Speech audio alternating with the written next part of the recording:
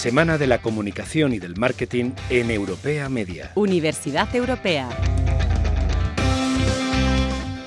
Hola, al habla Natalia Medina. Hoy Álvaro López y yo tenemos el placer de entrevistar a Francisco García Pascual, decano de la Facultad de Ciencias Sociales y de la Comunicación, y a Rebeca Cordero, profesora titular de Sociología. Estamos en la Semana de la Comunicación, la primera semana de la comunicación del decano, del Francisco García Pascual. Bueno, antes de nada me gustaría añadir que esta es una semana declarada como de interés general por la UNESCO y dicho esto, vamos a empezar.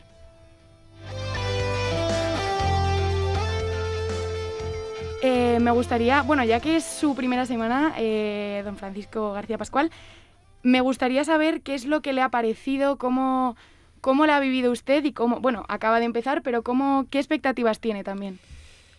Primero no me llames don, que me haces muy mayor y esto no puede ser. Pero sí, mira, es muy fácil. La Semana de la Comunicación es un momento, la comunicación y del marketing. Creo que hoy decían algunos compañeros que es la 28, 27, 26 edición, son muchos años, han pasado muchas generaciones de estudiantes, también profesores que han ido y vuelto, que la han ido organizando. ¿Cuál es el objetivo en el fondo? Si me permitís ser muy coloquial, que toquéis la vida real de los profesionales de los diversos ámbitos de la comunicación, el cine, las productoras audiovisuales, el marketing, el político y el no político.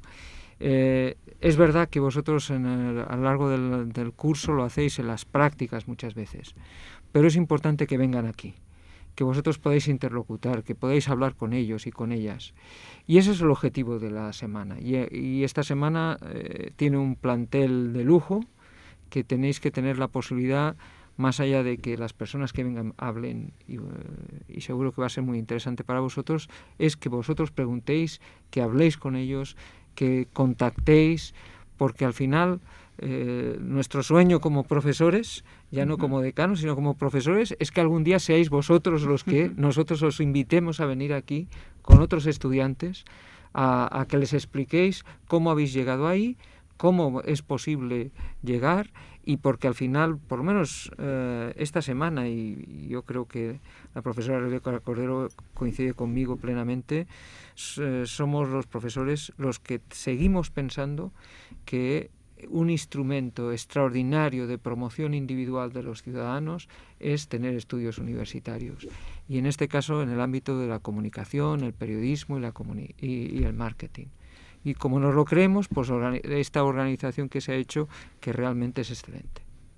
Y bueno, otra pregunta que quería hacerle acerca de la Semana de Comunicación. Como bien sabemos, estos 2 últimos años no ha sido la semana que todos estábamos más acostumbrados. La pasada nada más fueron 3 días y la anterior hace 2 literalmente no se pudo hacer como siempre, fue todo desde casa. Y esta es la primera semana desde la era COVID en la que se vuelve un poco más a la normalidad. ¿Cómo cree usted que ha vuelto la Semana de Comunicación respecto a estos años tan convulsos? Yo creo que la profesora Rebeca estaba aquí, yo no estaba. Yo llevo 8 meses, creo que hoy, y 5 días.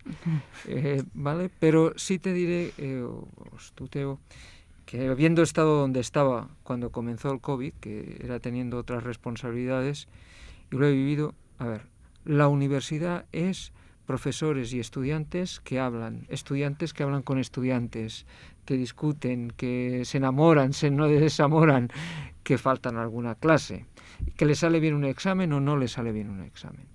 Si esa vida real no está, la universidad no es lo mismo. Entonces todos teníamos una necesidad de que la universidad volviera a sus cauces de normalidad. Y la semana es, hace pocos días tuvimos también la Digital Business Week, es que comenzamos a hacer otra vez vida universitaria con normalidad. Nos podrá salir mejor o peor, pero es vital volver a la normalidad. Es que yo creo que fíjate que lo más importante ya no es incluso el propio hecho de la semana, 3 días, 5 días o 2 días, que eso es menor. Lo importante es que volvamos otra vez a la vida normal. Como universitarios y como ciudadanos lo necesitamos, ¿no? Y estoy absolutamente convencido de que vosotros como personas jóvenes aún lo necesitáis más. han participado a las 12 de la mañana en una mesa redonda de comunicación y marketing político y me gustaría también hablar un poco al respecto. Ahora con las redes sociales las posibilidades de acceder, se ha hablado pues eso de política, pues de acceder ya no solo al público sino al propio votante, son una gran ventaja para los políticos porque están al clic, o sea, podemos acceder a ellos de una forma muy, muy directa. Entonces, esto, más que una ventaja, ¿no creen ustedes que es como una puerta abierta ya no tanto a contar la verdad, sino a la manipulación? ¿No creen que a lo mejor también podría fomentar ese marketing de que importe más venderse que realmente comunicar lo que la sociedad necesita saber? Bueno, yo creo que no hay que mezclar, ¿eh? Esto es una cosa importante, es decir, que las redes sociales o el mundo digital sean fantásticos para vender un producto, en este caso un partido o un líder, es una realidad, lo cual no significa que se tengan que utilizar para manipular o que el fin sea la manipulación, que es distinto. Ahora bien, es cierto que en cuanto que el receptor de la información, el consumidor, en este caso pues el votante, el ciudadano, tiene la capacidad no solamente de recibir el mensaje, sino de también hacer las veces de prosumidor, es decir, de construir una narrativa a través del storytelling, una historia y difundirla a pues, otros miembros de la ciudadanía, esto pone en riesgo, más si cabe, al partido, porque lo tiene menos controlado, ¿no? En otros tipos de marketing anteriores que no sean el 3.0, era un marketing muy vertical, dirigido y donde no había opción al debate. Pero aquí está abierto, y además está abierta la improvisación, es decir, todo puede ser objeto de debate, de disputa, de confrontación, y eso quizá es el riesgo, ya no solo la manipulación, sino el hecho de la polarización o del enfrentamiento constante y continuo.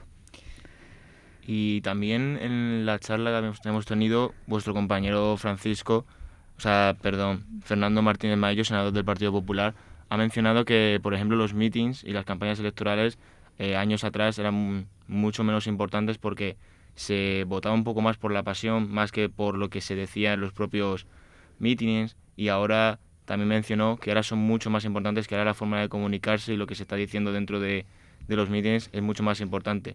¿Cómo cree usted que la forma de comunicación, la forma en la que se llega el mensaje a la gente, influye en los propios votos? La forma en la que llega el mensaje siempre ha influido. Lo que dice Fernando en su caso es que antes, en las campañas más tradicionales, pues el partido iba directamente a enfocarse a su propio candidato. Y el hecho de enfocarse a su propio candidato le permitía, más si cabe, relajarse o no equivocarse. Y lo que establece ahora, pues es cierto que al hecho de estar presos de las redes sociales o de la sociedad digital, más esa necesidad de comunicar desde la víscera, pues hace que la conexión con el electorado sea mucho más potente, pero también más difícilmente nos desvinculamos de eso, ¿no? Porque se deja de lado la razón, nos centramos solo en la emoción, porque de lo que se trata, o de lo que tratan es de estar constantemente en el pico más alto para alcanzar el máximo número de votantes, y eso les lleva a dejar de lado la comunicación política y centrarse únicamente en el marketing político. No sé si Paco quiere añadir alguna cosa. Sí, no, es que totalmente de acuerdo. Aquí la clave, por lo menos tal y como yo la veo, es que lo que no puede ser es esto último que decía la profesora Rebeca Cordero, que los partidos políticos y los gobiernos, en su caso, el objetivo que tengan es únicamente la retención del poder y no explicar qué políticas están haciendo, qué problemas intentan solucionar y qué proyectos de futuro tienen para los ciudadanos, sea en el municipio más pequeñito, sea en el gobierno de España. Es verdad que las redes sociales han venido para quedarse. Las redes sociales no son ni buenas ni malas. El problema es su uso, y siempre va a haber usos diversos.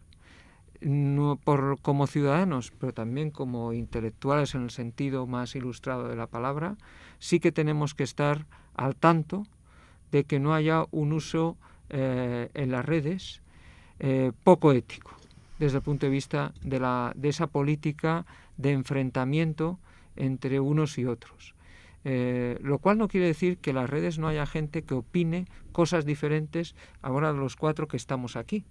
Eso es necesario, porque eso es la demostración de la vitalidad de la democracia. Pero también es que las redes igual que los medios de comunicación más tradicionales, siempre han estado ahí en una interrelación compleja con el mundo de la política.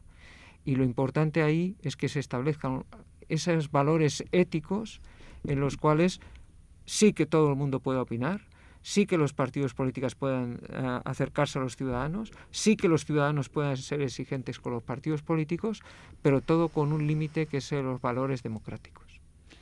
Y hablando de los valores democráticos, ¿cuál dirías que es la base de la democracia? Bueno, desde hace 2000 años llevan preguntándose eso, así que lo tenemos difícil ahora en el poco tiempo, ¿no?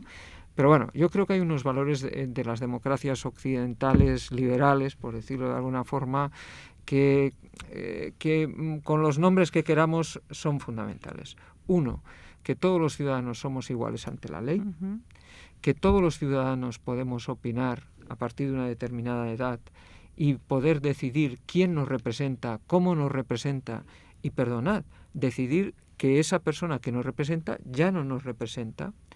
Y en tercer lugar, que esos valores democráticos implican también que hay unos elementos de sanidad, de educación, de justicia, de transportes, etcétera, que son del conjunto de la ciudadanía y que las administraciones los deben garantizar.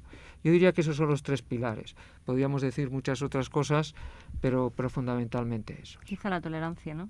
Y la tolerancia hacia la diferencia. Pues muchas gracias y gracias por habernos concedido el placer de estar con nosotros hoy aquí en las entrevistas para Europea Radio. Nosotros nos despedimos y esperamos que todos los que nos estén escuchando sigan la Semana de la Comunicación y sigan las entrevistas que hacemos desde aquí, desde Europea Radio y desde todo Europea Media. Muchas gracias. Semana de la Comunicación y del Marketing en Europea Media. Síguenos en europeamedia.es.